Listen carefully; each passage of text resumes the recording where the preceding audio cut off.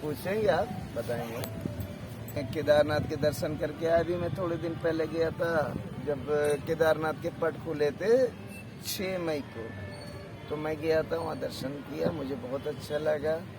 थोड़ी चढ़ाई हार्ड है, काफ़ी परेशानी का सामना भी करना पड़ता है, लेकिन सिर्फ भोलेनाथ का नाम लेते हुए ओम नमः शिवाय ओम नमः शिवाय करते हुए हमसे बूढ़े 60 साल 70 साल के लोग चढ़ जाते हैं। वहाँ ऑक्सीजन की कमी है और किन्हीं की सांस भी फूलती है। लेकिन ये सब दिक्कतों के बाद जब हम धाम पे पहुँचते हैं, जब हम उनकी पैड़ियों पे पैर रखते हैं, तो हमें अनुभूति होती है कि कोई एक दिव्य आत्मा, एक बड़ी शक्ति हमारे अंदर प्रस्थान कर गई, हमारे शरीर के अंदर आ गई। उसके बाद क्योंकि हम 8 घंटे 9 घंटे सिर्फ पैदल चढ़ाई करते हैं 16 किलोमीटर की, तो रात हो जाती है और फिर विश्राम का समय होता है। विश्राम करते थोड़ा महंगा है, कोई बताने की जरूरत नहीं है, क्योंकि उतनी दूर सामान पहुंचाना खच्चरों घोड़ों का काम है। कितना महंगा सामान पहुंचता होगा, इसलिए थोड़ा सा महंगा है। 5 रुपए का पार्ले बिस्कुट है, वहाँ 10 रुपए का मिलता है, वहाँ 30 रुपए चाय मिलती है। सब चीज़ों को समय करनी। रात भर विश्राम के बाद सुबह उठते हैं तो वहाँ पे हमें सबसे बढ़िया नज़ारा मिलता है बाबा केदारनाथ के मंदिर का, जिन्हें बोलते हैं केदारनाथ बाबा, हर हर महादेव। उसके पीछे हम दर्शन करते हैं तो हमें बड़े बड़े पहाड़ मिलते हैं, उन पर बर्फ जमी हुई होती है। फिर हम मंदिर में दर्शन करते हैं और लोगों को लेकर लाइन होती है। साधु संतों, महात्माओं और ब्राह्मणों के लिए लाइन नहीं होती है, वो पीछे से भी दर्शन कर लेते हैं। और जब अंदर दर्शन करते हैं भोलेनाथ का तो बहुत अच्छा लगता है। अब भोलेनाथ का मंदिर पांडवों ने बनवाया था, 5 पांडवों का नाम सुना होगा, उन्होंने बनवाया था। क्योंकि कुछ कारण से उनको ज़रूरत पड़ी, वो मोक्ष की प्राप्ति के लिए भोलेनाथ की तपस्या कर रहे थे और भोलेनाथ के दर्शन पाना चाहते थे। जब वो केदारनाथ गए तो भोलेनाथ वहाँ से एक भैंसे का रूप बना के वहाँ से भाग गए। और जब वो भागे तो जहाँ पे मंदिर का गर्भगृह है उसी से वो अंदर घिसे और महाबली भीम ने उनकी पूंछ पकड़ ली। तो आधा धड़ कट के तो निकल गया पशुपतिनाथ नेपाल में, वहाँ पे पशुपतिनाथ के रूप में पूजा होने लगी। आधा धर यहाँ बचा तो केदारनाथ के नाम से पूजा जाने लगा और कुछ नहीं। तो केदारनाथ जाने के लिए सबसे पहले मैं हरिद्वार गया। हरिद्वार से हम गीता भवन गए थे, जहाँ साधुओं को फ्री में व्यवस्था होती है, साधु संतों के लिए जो डोनेशन करते हैं, जो अच्छे लोग होते हैं, जो धर्म को मानते हैं। एक कमंडल, एक छाता, एक कंबल और एक हमें अचले की व्यवस्था की गई, जिसको अचला कहते हैं, यानी वस्त्र हमारा। तो उसको लेके फिर हमने ऋषिकेश से पैदल यात्रा शुरू करी और पैदल चलते चलते सबसे पहले हमारा श्रीनगर आया। श्रीनगर के बाद हमारा रुद्रप्रयाग के बाद हमारा, क्योंकि पहले मैं बद्रीनाथ गया तो हमारा करते कराते जोशीमठ के बाद सीधा हम बद्रीनाथ पहुंचे पैदल चलते हुए। और बद्रीनाथ में हमने 10 दिन का समय गुजारा, क्योंकि अच्छा लगा, क्योंकि वहाँ का वातावरण बहुत अच्छा, मानव गांव बहुत अच्छा है। और जो भी ना गया हो मैं उनसे निवेदन करता हूँ जरूर जाएं। बद्रीनाथ में आप अगर एक बार नाम ले लोगे किसी भी प्रभु का, किसी भी संप्रदाय का, तो एक बार नाम लेने का मतलब होता है कि आपने 10,000 बार उनका नाम लिया। यानी आप एक बार ओम करोगे तो समझ लो 10,000 बार ओम। जप करने के लिए सबसे अच्छी जगह है। जब श्री कृष्ण को पुत्र नहीं हुआ था तो वो भी बद्रीनाथ जाके भोलेनाथ की तपस्या किए थे, क्योंकि उससे अच्छी जगह नहीं है।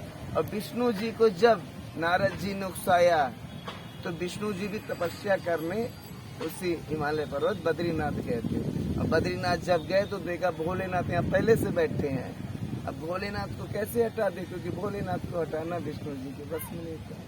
तो विष्णु जी श्री हरि नारायण ने एक छोटे से बालक का 6 महीने 8 महीने कह लीजिए, जो भी कह लीजिए, आप एक छोटे से बालक का रूप करके वहीं लेट गए और बड़ा उत्पात मचाया, बड़ा रोने लगे। तो माँ पार्वती और शिव जी उसी बद्री नारायण से जिसमें रहते थे वो निकल के नहाने जा रहे थे। वहाँ पे एक कुंड है जो गर्म रहता है, गर्म कुंड का पानी होता है, तो उसी में नहाने जा रहे थे। और जब नहाने जा रहे थे तो माता ने देखा, हमारी माँ पार्वती जी ने देखा कि एक बालक रो रहा है। क्या प्रभु ये बालक रो क्यों रहा है, इसको तो हमें उठाना चाहिए। तो भोलेनाथ ने कहा देवी इन सब चक्रों न पड़ो, हम लोग नहाने जा रहे हैं, हम लोग का दूसरा कर्म है, और मानो से हमारा क्या लेना देना, जिसका बच्चा होगा अपना उठा के ले जाएगा, तो दिक्कत होगी तो हम आप है ना इनके लिए। कह नहीं तुम कैसे निष्ठुर हो प्रभु, मैं तो इसको उठा लूंगी, मैं शॉर्ट में बता रहा हूँ, मैं तो इसको उठा लूंगी। माँ ने उठा के, एक ममता मई माँ, एक देवी माँ, एक हमारी पार्वती जी जो सबका भला करती है, उठा के गोदी से लगा लिया और ले जाके उसको भोजन वगैरह जो भी कराया जाता है करा के उसको कमरे में लिटा दिया, और बाहर से कुंडी लगा के माँ शिव जी और माता पार्वती स्नान के लिए नीचे गर्म कुंड में आ गए। स्नान करके जब वो ऊपर गए तो माता जी ने जब कुंडी खोली तो देखा अंदर से बंद है, खटखटाए, खुली नहीं रही है। शिव जी से पूछा कुंडी कौन बंद कर दिया? क्या तुम्हें नहीं पता था? वो छलिया विष्णु था, अब कुंडी नहीं खुलनी, अब चलो। कहाँ प्रभु? अब चलो कैलाश जाओ, अपना ठिकाना है, तुमको तो पहले ही कहा था। अब यहाँ पे वो तपस्या करेगा इसलिए वो आया। फिर भोलेनाथ तो चले गए, फिर विष्णु जी ने वहाँ पे 10,000 साल तपस्या करी। जब उनकी पत्नी को पता चला तो बेरी का वृक्ष बन के देखी कि मेरे पति को बारिश, धूप, आंधी, तूफान, ठंड परेशान कर रही, तो एक बेरी का वृक्ष बन के उनके ऊपर उनकी पत्नी जी ने, लक्ष्मी माँ ने छाया कर दी। इसीलिए वो बद्रीनाथ कहलाए, वरना भोलेनाथ के अलावा कोई नाथ नहीं है। आज जान लीजिए, इसीलिए बद्रीनाथ कहते हैं। राजा विशाल ने जब तपस्या करी तो श्री नारायण ने आशीर्वाद दिया कि मेरे नाम से पहले तेरा नाम लिया जाएगा, फिर बद्री विशाल कहलाने लगे। तो ये बद्रीनाथ की माया थी। फिर बद्रीनाथ से हम जब चले तब हम केदारनाथ पहुंचे। पैदल ही चले, जाने में टाइम लगा, वही रास्ता वही सब चीज थोड़ा सा बदल गया। जब केदारनाथ पहुंचे तो केदारनाथ के पर्वत चढ़े। केदारनाथ में हमने देखा कि वहाँ पे काफी सिद्ध योगी, बड़े बड़े नागा बाबा, बड़े बड़े नाथ जी बैठे हैं, और वहाँ साधु संत के अलावा कोई नहीं है। साधु संत में आप गिन के 40-50 से ज्यादा नहीं पाओगे। हर साधु के चेहरे पे एक तेज चमक रहा है, जो आपको डांट सकता है, जो आपको कुछ भी कर सकता है, जो आशीर्वाद दे दे तुरंत सत्य हो जा रहा है। वो तपस्या करके वो बैठे हैं। वहीं पे एक बाबा रहते हैं ललित महाराज, कोई भी देख रहा हो वीडियो सर्च करो, ललित महाराज बर्फानी बाबा केदारनाथ, बर्फ में बैठ के तपस्या करते हैं, लोगों को भोजन कराते हैं। वो साल भर रहते हैं, सारी मिलिट्री सबको निकाल देती है उनके आश्रम से, उनको और उनके लोगों को रहने के लिए पूरी व्यवस्था है, मिलिट्री खुद व्यवस्था उनकी करती है। तो मैं भी शुरू में गया था तो ललित महाराज जी के मैं रहा, और अब की गया तो अब की मैं ललित महाराज जी के नहीं गया, किसी कारण से नहीं गया, क्योंकि बगल में भीमगिरी महाराज जी बैठते हैं तो मैं उन्हीं के पास रहा, और उसके अलावा और भी जगह मिल गई रहने की। तो ये है केदारनाथ का पूरा वर्णन। ठंड बहुत है, पानी बहुत ठंडा, वो चीजों का कहीं नहीं। ने सही सुना है, केदारनाथ जो भी जाता है, जो भी भक्त अपनी अच्छी भावना से जाता है, वही केदारनाथ पहुंचता है।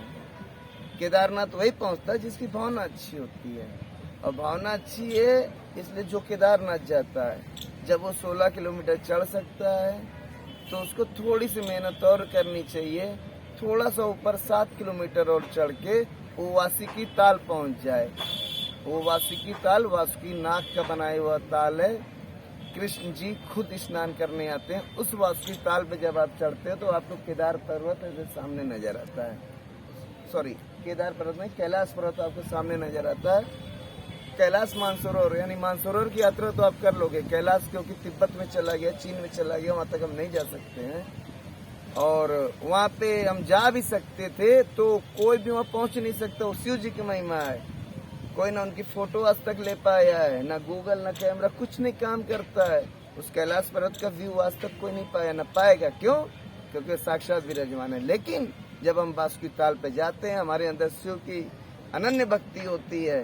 तो जैसे मैं गया, मैंने देखा मुझे एक प्रतिबिंब के रूप में श्री महाकाल, कालेश्वर, सरस्वती, भोलेनाथ, श्री शैले, मल्लिकार्जुन, सोमनाथे, सौराष्ट्र, सोमनाथ, मुझे तो दर्शन हो गए शिव के, मुझे दर्शन हो गए त्रिशूल के, मुझे दर्शन हो गए माँ पार्वती के और नंदी के।